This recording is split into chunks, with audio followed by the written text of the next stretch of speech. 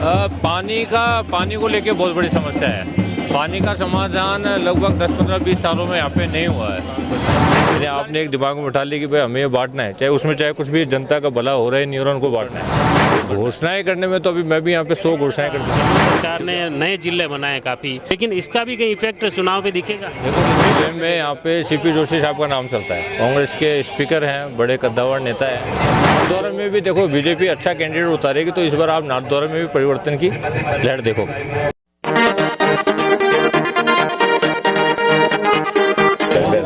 रिछेड़ में आमाज माता परिसर में मैं खड़ा हूँ और आमाज माता परिसर में यहाँ पर चुनावी साल हैं और चुनावी बातें हैं, चुनावी प्रसादी हैं और यहाँ एक जोर सिंह जी की तरफ से एक महाप्रसादी का आयोजन रखा गया है। इसमें लोगों के मुख्य रूप से आप भाजपा से दावेदारी कर रहे हैं और हमारे साथ में अभी भाजपा के कई दावेदार भी यहाँ देखने को मिले हैं। हम प्रयास कर रहे हैं कि उनसे भी बात करें। इस महाप्रसादी में शामिल हुए हैं, जनता शामिल हुई है, इस महाप्रसादी में शामिल हुए हैं। एक दावेदार के दूसरे दावेदार आए, तो ये आप एक क्षेत्र में जनता समाज सेवा के लिहाज से आप हर गांव जा रहे हैं और जनता में ये चर्चा है कि आप भी जो चुनावी दावेदारी कर रहे हैं उसमें आप देखो 4 साल लगभग मैंने एक संगठन के रूप में यहाँ पे काम किया और प्रत्येक गांव में जाके, पंचायतों में जाके वहाँ के मूलभूत जो सुविधाएं उनको चाहिए थी, आधारभूत सुविधाएं चाहिए थी, उन पर मैंने काम किया।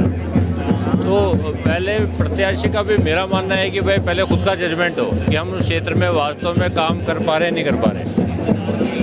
4 साल काम किया, लगा, लोगों का स्नेह मिला, तब जाके फिर हमने बीजेपी में, हम हैं शुरू से, तो एक बीजेपी में दावेदारी पेश की। अभी जैसे मुख्य रूप से आपने इतने गांवों में गए हैं लगातार, आपने क्या ऑब्जर्व किया?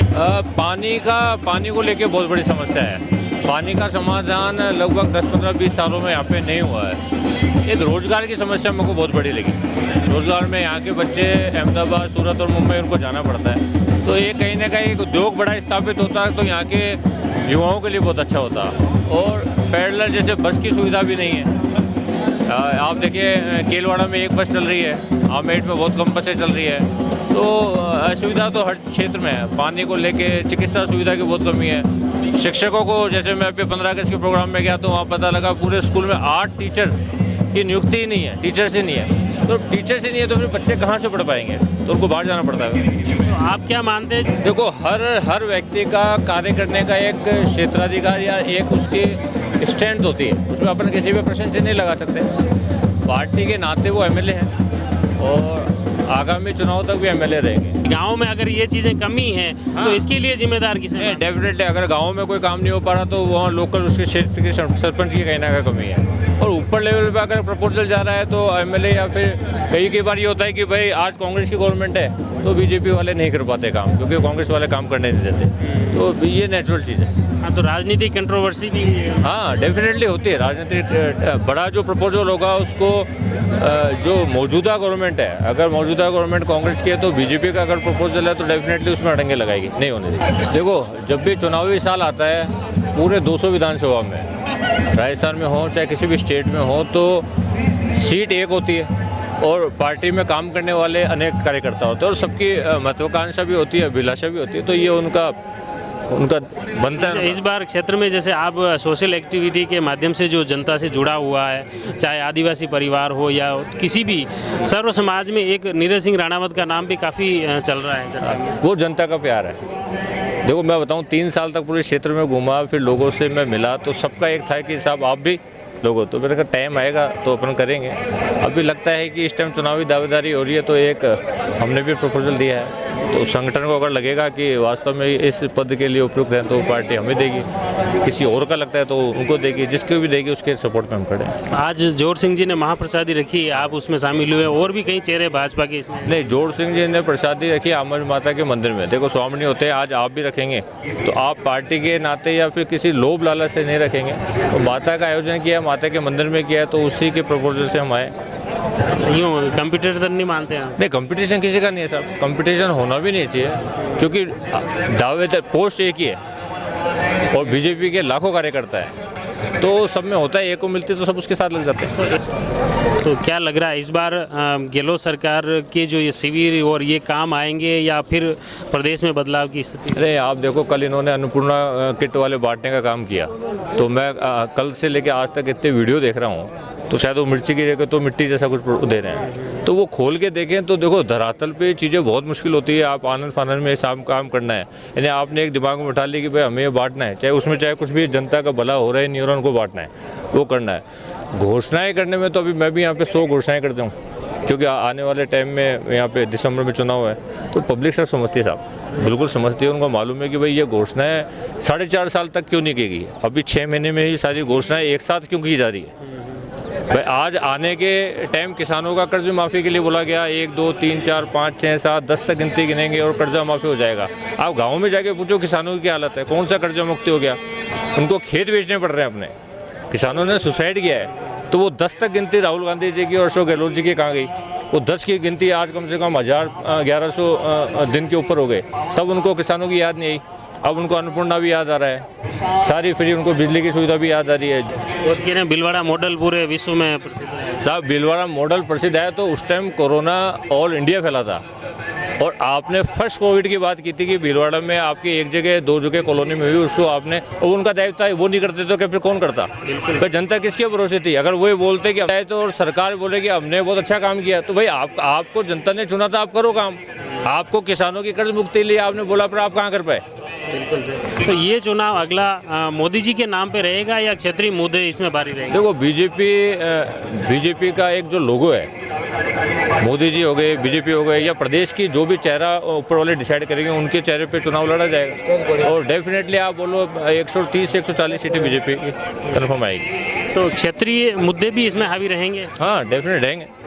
हर क्षेत्र का देखो भौगोलिक स्थिति पूरे राजस्थान की अलग है। आप पूर्वी जगह चल जाए, आप जैसलमेर के चल जाए, धौलपुर जैसलमेर चल जाए, आप उदयपुर की साइड आ जाए, तो हर जगह की अलग अलग परिस्थितियाँ है और हर जगह की अलग अलग मूलभूत सुविधाएं लोगों को चाहिए, तो उसके अकॉर्डिंग चुनाव लड़ा जाएगा। इस बार गहलोत सरकार ने नए जिले बनाए काफ़ी, लेकिन इसका भी कहीं इफेक्ट चुनाव पे दिखेगा? देखो कोई इफेक्ट नहीं दिखेगा। आप अभी लेटेस्ट में प्रताप सिंह खाचरियावास जी ने एक बयान दिया था जिसमें जयपुर में उन्होंने 2 महापौर 2 निगम बांटे। तो उन्होंने निगम 2 इसलिए बांटे थे कि अभी तक जब तक निगम बोर्ड की स्थापना हुई, कांग्रेस कभी भी जयपुर के बोर्ड में आ ही नहीं पाई थी। तो इनका प्रयास था कि भाई सिटी में अल्पसंख्यक के ज़्यादा रहते तो हमारा वहाँ बोर्ड बन जाएगा। अभी लेटेस्ट में जब उनके महापौर के पति जब उसमें अरेस्ट हुए, तब उनके स्टेटमेंट थे कि भाई हमारी भूल थी, हमने कर दिया, लेकिन आज हम इस चीज़ को पछता रहे हैं। तो ये भी ये चुनावी मुद्दों के अकॉर्डिंग उन्होंने 19 जिलों की घोषणा की। अब 19 जिलों में आप देखिए कि आपके पास अधिकारी लगाने को नहीं है, पर जहाँ पे ऑलरेडी जिले हैं आप वहाँ की पूर्ति तो करो, नए की तो बाद में सोचो।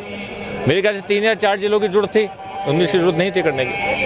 तो राजसमंद में आप इतने समय से, हालांकि कुंभलगढ़ विधानसभा में ज़्यादा एक्टिव हैं, लेकिन जिले के प्रदेश में अगर देखें तो दूसरी विधानसभाओं की क्या स्थिति देखते हैं? देखिए जिले में यहाँ पे सीपी जोशी साहब का नाम चलता है, कांग्रेस के स्पीकर हैं, बड़े कद्दावर नेता हैं। तो ये उनका दायित्व था कि भाई चारों कॉन्स्टिट्यूंसी में उनको समान रूप से यहाँ पे विकास करना चाहिए था। लेकिन आप कोई भी घोषणाएं देख लें, चाहे मेडिकल कॉलेज की हो, आपके हॉस्पिटल हो, सारी घोषणाएं नाथद्वारा के अंदर होती है।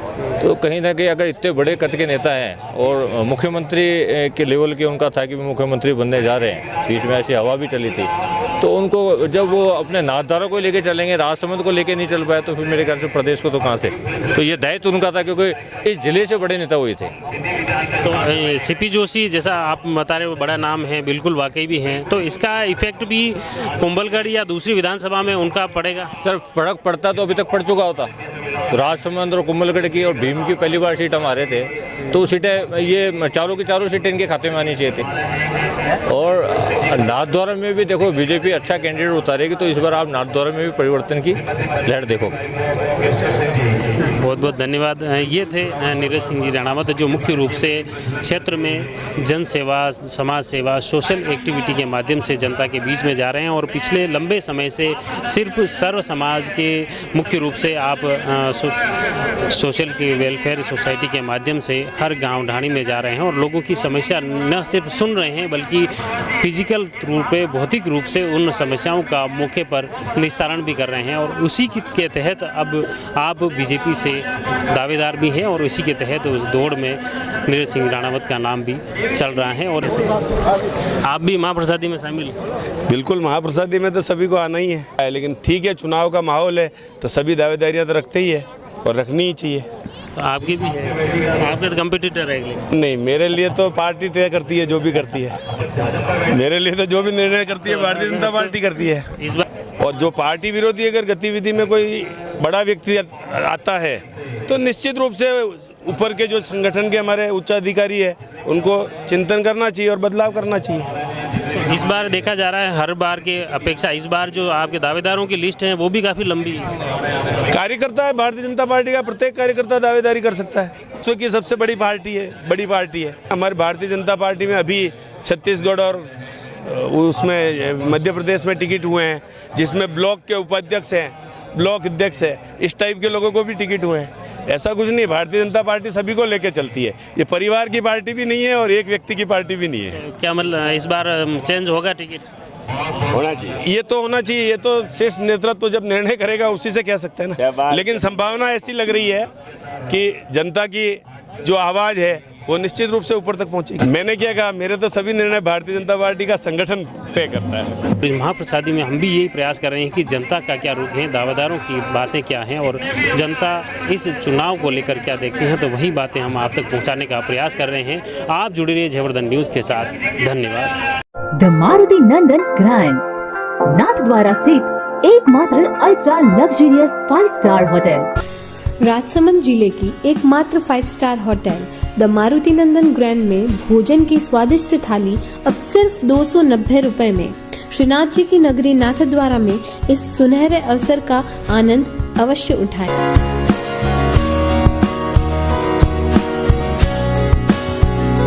मारुति नंदन ग्रैंड, थिंक नाथद्वारा, थिंक नंदन ग्रैंड।